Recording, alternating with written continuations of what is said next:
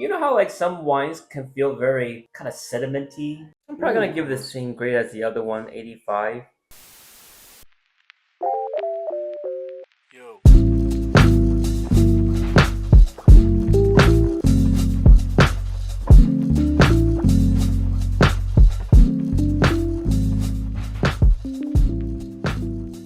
Alright, welcome to SF Whisky, guys. Today we are trying out 10th Street Distillery. This is the one that won the Best in Show for the Whiskeys of the World competition that happened in 2024. Let me go ahead and get the camera on this guy over here. So this is 10th Street Distillery, located in San Jose. This is the one that won the award here, the Dragon. And 10th Street Distillery, oh yeah, it's coming in at 55.6%. This is finished in a combination of port and wine cask using the STR technique. That's like the shaved, what was it? Shave retoasted. Retoasted and shaved, retoasted and shaved, toasted and Recharred. Recharred, yes. Yeah. Shaved, toasted, recharred. Okay. Yeah.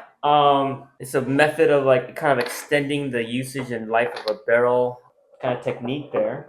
So this bottle here won Whiskeys of the World Best in Show, and you can buy it still for like $128 from their online shop and get it shipped or however. I thought it'd be good to start off with the winner and then kind of compare as we go down the various iterations that have existed.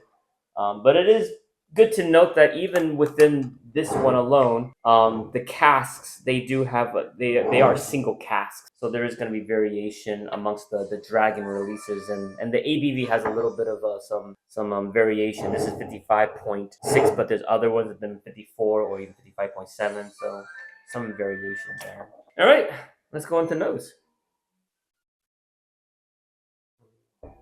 It's like a nutty brittle on the nose. It's like a fruity, nutty brittle. Almost like okay, maybe not nutty. Okay, no, there's a little bit of nutty, but kind of like Butterfingers almost. I'm getting Butterfingers on the nose. There's certainly kind of like that Minus wine. the chocolate, but you know that center part, the center filling. Some fruity sweetness as well. I mean, I let it sit for like about 10, 15 minutes, but I'm getting a lot of just wine nose stuff. Like, Yeah. The wine is starting to really come out the more I sniff it. All right, let's I go can't ahead. even say it's like grape. It's almost it's another type of fruit actually. But it's not like the grape that you typically see No, with a no. bourbon. It's very, very straight up, wine grape. Not like a more kind of fruity-esque kind of a grape. I'm definitely getting more of the sweetness rather than the actual fruit of the wine. Yeah. All right, let's go ahead and go in. Yeah.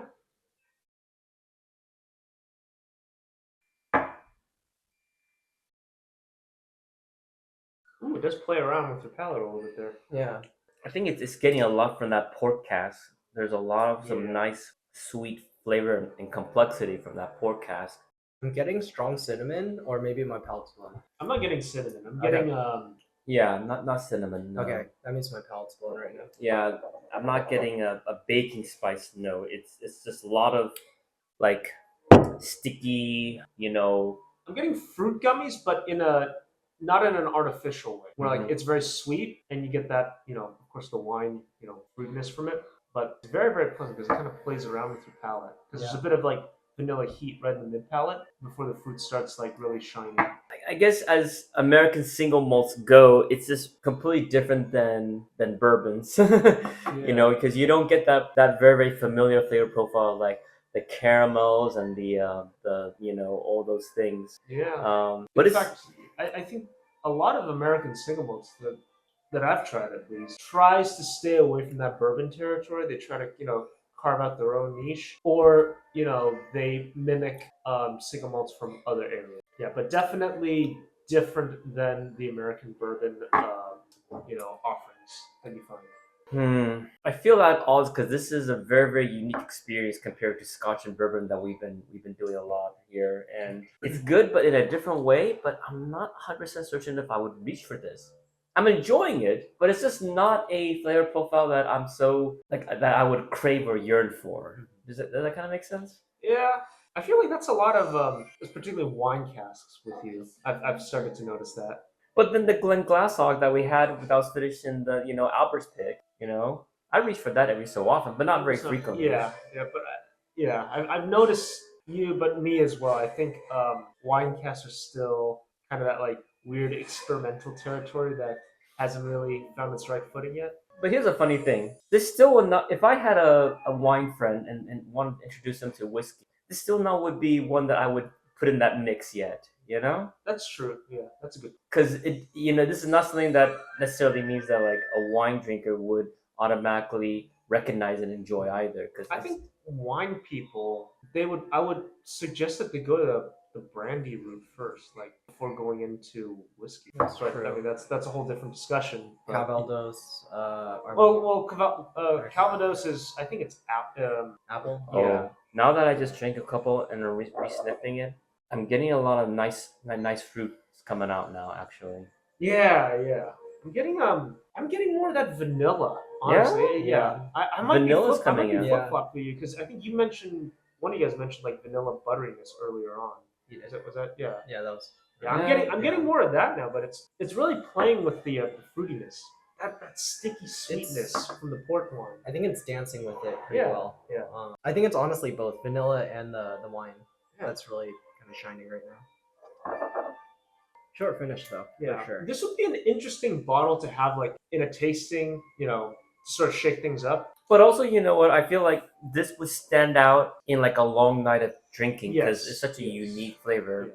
And I think It's weird. not a casual bottle, I would say. No. And then as I kind of aerate it on the back end a little bit, that kind of grape wine taste. Like you ever like smell like a glass of wine that's been sitting out for a while, or try it out and it comes out more and more. I would kind of put it at like if I'm gonna grade this on the scale that we've been using so far, and if this was to be on like whiskey base, I probably would give it an 86 to 87 in my mind right now. I think this is a solid 80.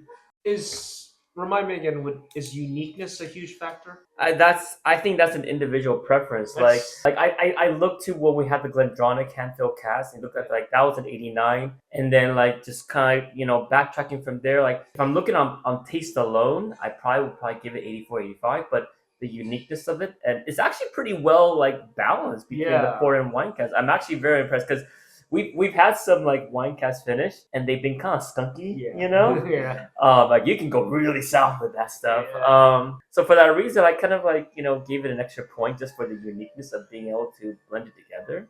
But that's just me. I mean, I'm kind of with you on that. I'm stuck between this weird middle ground of it's very interesting, but if I were to just judge it on taste alone and factor out that uniqueness, it does lose. And it's also not a very I don't want to say it's not an approachable bottle, but it's a bottle that you kind of have to have in a flight for it to stand out, but by itself it's not a casual daily drink. I think I'm gonna go with an 86 just because it is young and it does kind of tail off very early. So I gave it an extra point for uniqueness, but I think the finish. I mean, I think it's a great, strong presentation for their entrance there.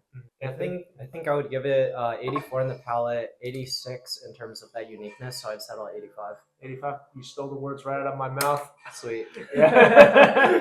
Very much like. I was hovering right around there, and I was gonna give it a point or two for uniqueness, so right around the 85. Maybe 85 and a half mark. My thinking is that if it hits 86, it's something that I would semi often reach for, which isn't the case for me. I would keep it around, like you said, like as something interesting in case someone comes by. Yeah. But if someone came by and I wanted to show this thing really cool, I probably would pull up the Charbet, release 3 sooner than If this guy. came in at 375, would you think that it's not a full bottle? It's something that you can have on the side. It doesn't eat up a lot of space. It's not a full size bottle. You just kind of keep there. I think if people are interested in Test Street Distillery, I think this is still a great entrance bottle. But at the same time, if you have the opportunity to go and try it at the distillery and try it before you buy it, kind of a thing, I think that would be because it is very, very unique. It's not the average drinker would necessarily go for. I think. And I wasn't at Whiskeys of the World this year. Did they pour that, or was that just on offer for you to buy? That was one of the pours, I thought. I'm not sure. Yeah, I wasn't there this year. Yeah. But I mean, for the price of 128, I mean, I can't really like decry it. Yeah, no, you can't That's fault a it for great that, yeah. price. I mean, I've been burned many times on much more expensive bottles than that. You know? I mean, we all have. Oh yeah, we all yeah. have. Let's go to the next one here. So the next one is gonna be, this is a cask number 486, and this is a Pinot Noir finish, coming in at 52.3%, so 486. So that's far left one here. Oh Oh, wow. that Okay. Pinot. Oh my Yeah. goodness. That Pinot. that comes out like front and center. The other ones are like what, maybe like a cab, and this one is like, oh man, 2.3%, 52.3%. Okay. The STR lineup is actually what got me into 10th Street to begin with. I can't grade it on the nose because it's just. To be honest, on the nose, I was getting more of that like peanut butter. Yes. And if we hadn't been doing 10th Street, right, I would have thought that this would have been, just generic type of American whiskey where like it's a mixture of corn and maybe like malted barley, like I want to subdivide that a little bit. Mm. It's buttery. There's something nutty, but I wouldn't classify it as like peanut butter. But it's a buttery nuttiness, if that makes sense. It's I would definitely like, again, if I was blindfolded and I wasn't told like, hey, we're doing 10th Street, I would say like, is this some sort of like weird American whiskey where they're blending corn and malted barley in their mix. When you go north to south, you get some fruity jamminess on the bottom, like heavier areas. Okay, yeah, you're right. Yeah, the sweetness does come out a little bit. Yeah, so there's some nice fruitiness there. All right, let's go in. It's even pretty rich on the nose, actually. Yeah, it's getting richer. It's getting a little bit richer. Yeah. Like on the palate, how like some wines can feel very kind of sedimenty, like some red wines, like there's a lot, like it feels like something maybe I don't want to say grainy, but you can tell that there's a lot of things in the fluid kind of a thing. Yeah. I'm getting that on the here, like there's like a little bit of I don't want to say grainy texture, but there's something very, very something inside the liquid itself. Oh man, do you like this more or less than the dragon? I'm a little bit torn. I'm torn. I like the palate is a little bit more interesting, but I like the nose more on the dragon. It's very apples to orange because like Actually, it finishes very dry. It finishes very, very dry. Yeah, to be honest, I'm not going back. I like the nose on this a little bit more. Actually, if you do a quick comparison. Yeah, the nose is better immediately. I think that I would probably give it an 85. I think I prefer the dragon a little more. Just a hair. But it's really close. I'd knock this to an 84. For the dragon? Or are you gonna for Pinot's 84? Yeah, the Pinot, yeah. The palate does fall a little bit short. Yeah. Yeah. Still young, still very young. Yeah. There's man, I'm getting what you're saying. There's it's not a tannic, but what am I? It makes it feel gravelly on the tongue, Grassy almost. Yeah, No? I'm not sure how to put it. It's like some whiskeys that we have as Scotch can be felt like they're chewy, But this kind of goes into like it feels like there's something like it's like the effect of the astringency, There's an astringency. There's almost a waxiness to it. Right at the very end, I'm getting like this waxiness. A little bit, yeah. Yeah. Something empty. Clynelish-esque. Yeah. Okay. Yeah. Okay. Let's go to the next one here. This next one is a stout barrel coming at 59.3. I'm a little scared on this one because we have not had a lot of experience with beer finishes, stout casks. I think we tried who made that little grenade looking bottle that we tried? Was that Elijah Craig? Yeah. They did like with the Goose Island. Was it Goose Island or something like that? Goose something. I forgot. Goose something, but that was not pleasant. No. That was not pleasant, unfortunately. There's another one that I don't know if you tried, Ray, but we've tried that is a stout cask version. That's really well done. That is Westward. Yes, Westward stout cask. All right, let's go ahead and give the stout cask a go through. Oh, I can immediately. Oh my god, I can smell it. Yeah. But that this one, yeastiness just comes out. yes, there is a yeastiness. Ooh. Stout is my favorite beer. Yeah. It's almost chocolatey. Yeah. It's a hint chocolatey. But we've had many examples where the stout did not go right. But let's go on theirs.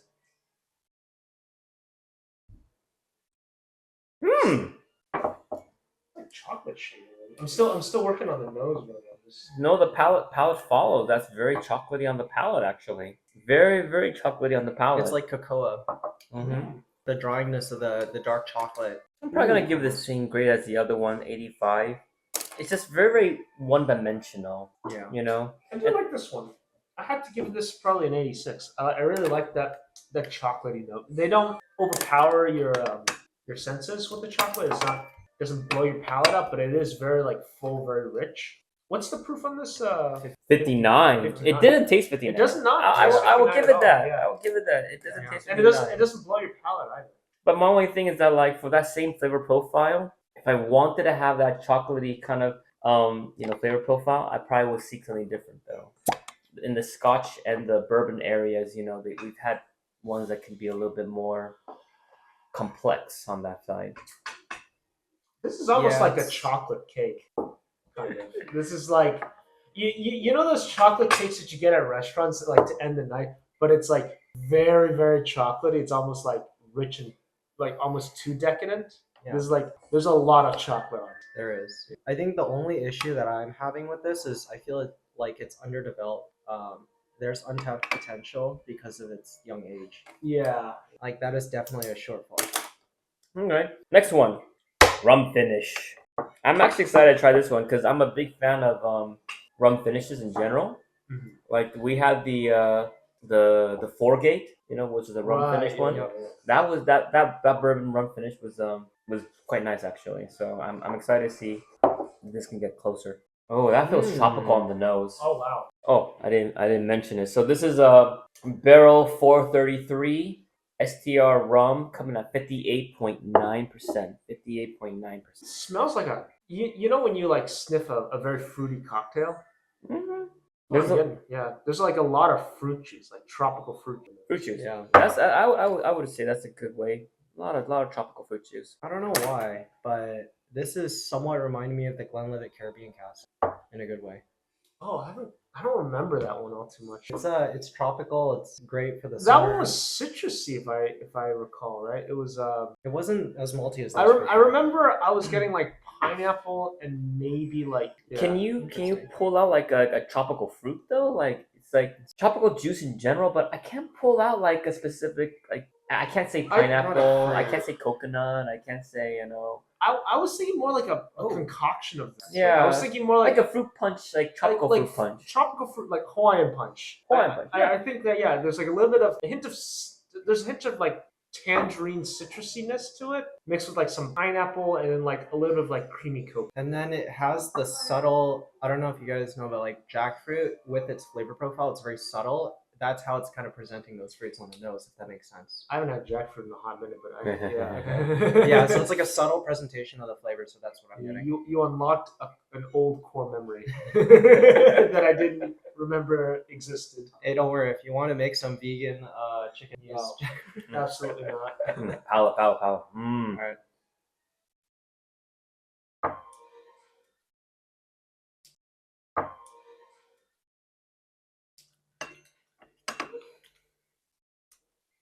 Okay, maybe this is because we just had the stuff, but that did not hit my palate, right? I actually like the rum a lot. That really did not hit my palate, right? Yeah. Wash out. Get some water.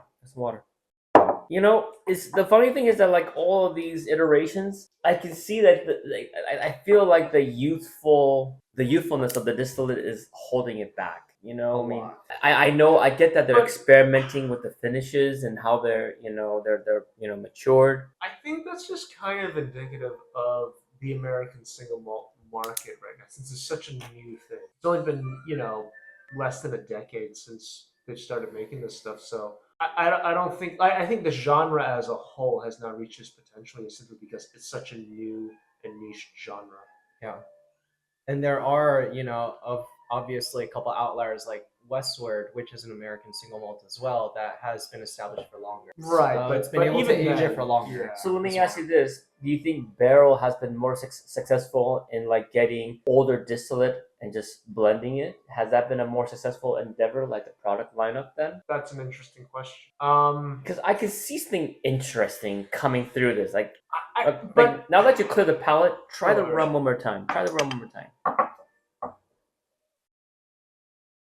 Okay, this is definitely better the second time around.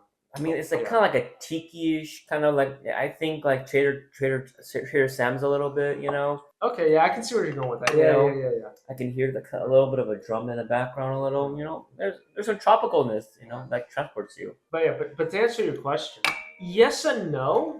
They managed, like Barrel has managed to make something that's kind of unique, but at the same time, I feel like Barrel still has that profile that fits more with a bourbon drinker's palate. And maybe because I haven't drank enough barrels, and maybe I could be completely wrong, but the ones I've tasted that are not like bourbon category, I feel like those they still fall in line with like, okay, this is maybe what a bourbon drinker might like if they're trying to venture out of that into something new while retaining something that's still kind of familiar. It's actually like the rare character exceptional malt.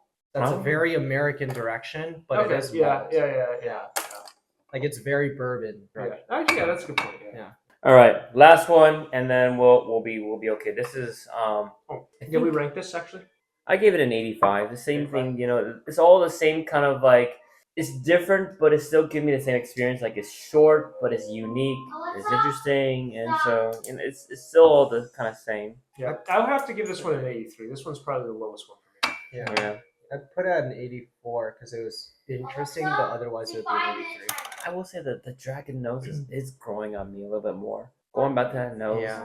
it's evolving more than like the other ones. Yeah.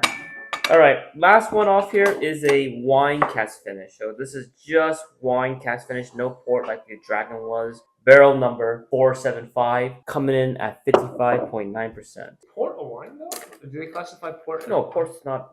Well, it's a dessert wine, I suppose. I mean, Oh, it's like is it like sherry where they classify it as like a fortified wine or? port's different. It's Port's its own different? category. Its own Okay. category. I wouldn't call it a wine, but it's typically drunk at the end of the I the see. meal, and so it's a kind of dessert wine in the meal, progression. I see. Nose Something is not syn- doing it for me. There's something synthetic about the nose. It's very artificial. That's not doing it for me. That's not. It's confection. I get that confectionery sugar, I get a little bit of fruit. There's a little bit of that fruit punch in the corner. but it's artificial, unlike the other one that we tried. It's not as well integrated. Yeah, no. Alexa, how many minutes left?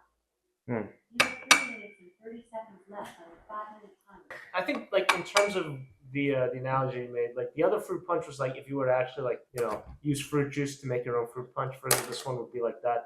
The cheap stuff that you would buy like at a grocery store. Yeah, it's some kind of a box wine. Yeah. Yeah. It just doesn't hit it. I think this is at an 84 for me. That didn't hit anything that wasn't my. Yeah. I mean, this is Maybe an 83 even. this is an 82, 83 for me. There's a bit of like nuttiness on the palate. See, that's the kind of thing. Like, I truly believe that there should be some kind of a numerical score. Like, people can like write all their notes, but like, this nuttiness is not compared to like the Glenglassaugh, nuttiness that we have from the Albler pick. There has to be some kind of like a, gradation of like, you can't just like rely on saying, oh, there's a little bit of nuttiness, a little bit of that. It's like, how does that compare to this one? It's like you can't compare that. Actually, do you still have Albert's pick? Of course. Can I get a small just to compare since we're doing a lot of wine cans? Okay, we've got 2 wine casks that I believe kind of blow them out of the water a little bit. This is Albert's pick. Do I have any glasses? Wow. Whoa. I'm It's jealous. a lot lighter than I remembered it to be. Like the color. Yeah. I literally just want a splash just to refresh my memory. Yeah, I'm okay on that one. Yeah, I mean, that was a great pick by the group, and I'm gonna be sad when that bottle is gone. I will be very sad. You want my bottle? No. I already have an extra from when I bought it from QBD when they closed down. Oh, they had it? They had one. Yeah, I had a bottle there. Do they have the sticker as well? Yes, they did. Nice. Yeah, like this is definitely a dry red wine can. You can just smell it instantly. This is like if you were to pour a Pinot Noir with your steak dinner. I mean, this was a Rachel Berry. Actually, did we want to do a Glenglassaugh? Because we No. both have we have multiples. I have a second Yeah. single cast that I'm gonna get. You try it out first, see you like it or not. Okay, fair enough. No, 'Cause it's the one. Did you remember the one at that Rachel Berry event at the grandeur? No. The one at the Amador. Remember when we went into the room? Yeah. The first one that was a Glenglassaugh. What'd you think of that one? Do you remember? I that don't one? remember. I Okay. just remember like Because- I just remember the grandeur. Like, okay, we're getting a bottle. That was about it. All right, well, let's I just go might ahead get and, it. and wrap this video up. Right. 10th Street Distillery, new distillery. Really impressed with what they're doing. I think it's unique. Definitely get a bottle to try out if you got some friends who are interested in exploring outside. But just grade your expectations a little bit. It's a young distillery, young distillate. So that's about it. For me. Anything else? I feel like maybe in 2 or 3 years, I think it's worth a revisit. Yeah. Stole it was right on the mouth. Definitely has the potential. Yeah, but we'll just wait and see because I think it can only go better, get better from here. Cheers. Cheers. Cheers.